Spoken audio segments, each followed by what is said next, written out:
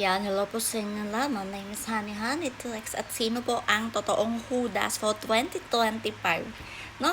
E di yung mga taong nagpaloko sa mga taong manloloko. No? At ang mga taong nilason ang sariling katawan. Dahil sa sobrang pagpapaganda. Kasi gusto nilang gumanda, kaya naman, no? Nagpa-inject sila ng kung ano-ano sa sarili nilang katawan. Tapos pagkatapos magpaganda, nagkasakit. O, di ba? Hinudas nila ang sarili nila. At sino pa ang hudas? E di yung mga kumain ng mga maling pagkain, ano? Nag-enjoy sa mga masasarap na pagkain. Tapos nung nagkasakit, idadamay pa nila tayo. No?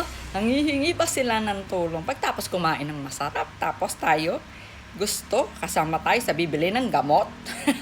Yan po ang mga taong huda sa 2025.